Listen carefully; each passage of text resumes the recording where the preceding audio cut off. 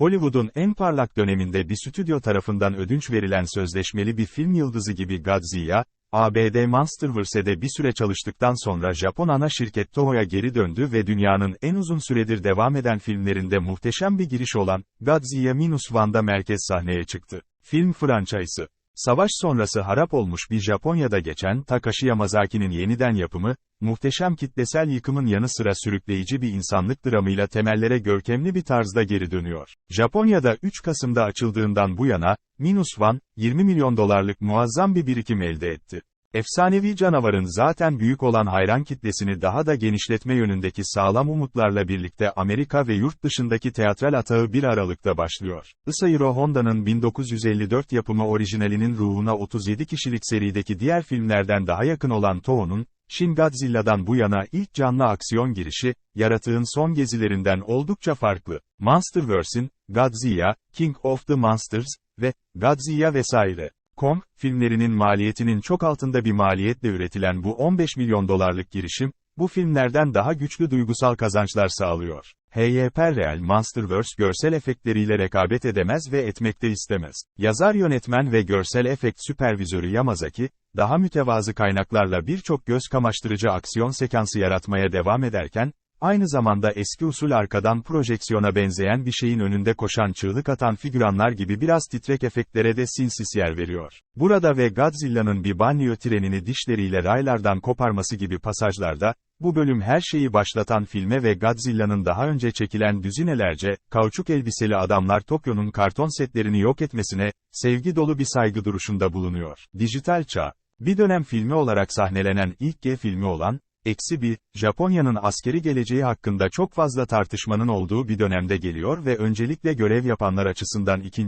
Dünya Savaşı sonrasını konu alıyor. Pek çok Godzilla macerasında gafil avlanan hükümetler, bürokrasiler ve askeri kurumlar burada pek görülmüyor. Vurgu, doğrudan, görünürde kesin bir yok etme karşısında sivillerin kolektif eyleme geçmesi üzerinedir. Filmin sıradan kahramanlarının başında, savaşın son günlerinde kamikaze pilotu olarak ilk kez tanıştığımız Koichi Shikishima geliyor. Motorda sorun varmış gibi davranan Koichi, kurgusal Odo adasında onarımlara gider. Bu maskaralık ortaya çıkar çıkmaz Godzilla derinliklerden ortaya çıkar ve Koichi ile garnizonun baş tamircisi Tachibana dışında herkesi yok eder. Adamları kurtarıp yaratığı yok edebileceği anda donup kalan Koichi, hayatta kalma duygusuyla ve Kamiki'nin kendini adamış performansı sayesinde güçlü bir şekilde kaydedilen travma sonrası stres bozukluğuyla sivil hayata geri dönüyor. Koichi'yi, imparator için şanlı bir şekilde ölmek ile ailesi için hayatta kalmak istemek arasında kalan bir kamikaze pilotunu konu alan, Yamazaki'nin 2013 yapımı başarılı filmi, The Eternal Zero'nun ana karakteriyle karşılaştırmak ilginç olacaktır.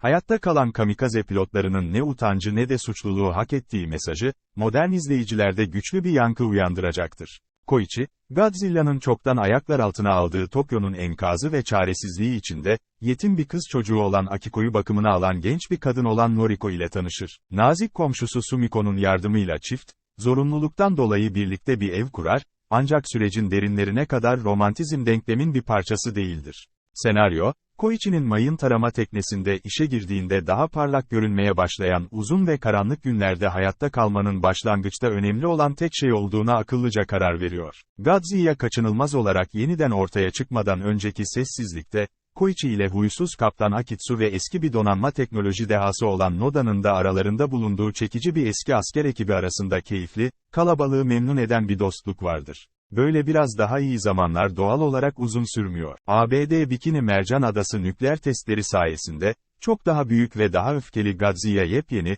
radyasyon yüklü geri çekilebilir çivili pullarla dolu uyanır ve Tokyo'ya doğru yola çıkar. Japonya'nın savunma kuvvetleri artık ayakta olmadığı ve ABD herhangi bir yardım sunamayacak kadar Sovyet askeri manevralarıyla meşgulken, Godzilla'nın şehrin büyük bir bölümünü yok etmesi ve Japonların savaş sonrası travmasının canavarca vücut bulmuş hali haline gelmesi parkta bir gezintiden başka bir şey değil. Bu tema, vatandaşların imhayı önleme planlarını tartışmak için aceleyle bir araya geldiği sahnelerde güçlü bir şekilde ortaya çıkıyor. Modern hassasiyetlere selam olarak, böylesine tehlikeli bir göreve katılmak istemeyen hiç kimsenin utanılacak bir yanı yok. Ancak Koichi ve yoldaşları için Godzilla'yı yenmek, savaşın sona ermesinden bu yana peşlerini bırakmayan travma ve kargaşanın üstesinden gelmenin tek yolu. Bu amaçla, o kadar muhteşem hayal ürünü ve çılgınca iyimser bir plan tasarlandı ki, Godzilla film evreninde bunun başarılı olmak için iyi bir bahis olduğunu biliyoruz. Birkaç pürüzlü melodrama sapmasına rağmen Yamazki'nin düşünceli senaryosu sağlam duruyor ve tam da doğru anlarda keyifli bir mizahla noktalanıyor. Kişisel dramların çoğu ciddi ve içten ama Yamazaki her zaman B-film canavarlar diyarında olduğumuzu hatırlıyor. Ancak bu sefer pek de abartılı değil. Naoki Sato'nun incelikli orkestral müziği, filmin duygusal alt akıntılarıyla mükemmel bir uyum içinde ve Big G savaş yoluna girdiğinde harika bir şekilde hayata dönüyor. Akira Ifukube'nin ses ortamına güzel bir şekilde dahil edilen orijinal Godzilla temasını duymak her zaman bir zevktir. Godzilla'nın son saldırısının tozu dumanı dağılırken, Tokyo'yu defalarca yerle bir eden ve insanoğlunun varlığını tehdit eden bir kaiju kralının, aynı zamanda sevilen bir kültür simgesi ve Tokyo'nun Shinjuku bölgesinin resmi turizm elçisi statüsünün tadını çıkarabilmesine bir kez daha hayret edebiliriz. Genellikle devasa ölçekte yıkıma ve ikincil hasara neden olmasına rağmen, canavarların en kolay şekil alabilen bu canavar aynı zamanda birkaç kez kahramanı oynadı ve dünyayı, Godzilla Hedorah'a karşıdaki sis canavarı gibi korkunç düşmanlardan kurtardı. İster basit bir yağmacı film canavarı olarak, ister uyandığı zamanların korku ve travmalarının bir metaforu olarak görülsün, Godzilla'nın bir kahraman ya da kötü adam olarak kalıcı çekiciliği, filmlerin gerçek bir harikasıdır. Filmin Godzilla'nın her şeye rağmen yenilemeyeceğini düşündüren şok, dehşet bir çekimle sonuçlanması tamamen gereksiz olsa da yine de eğlenceli. Bu dünyada herhangi bir şeyin kesin olduğu düşüncesini eğlendirmek istiyorsak, bu kesinlikle bu dev radyoaktif kertenkelenin başka bir gün ayağa kalkıp yere basma yeteneğidir.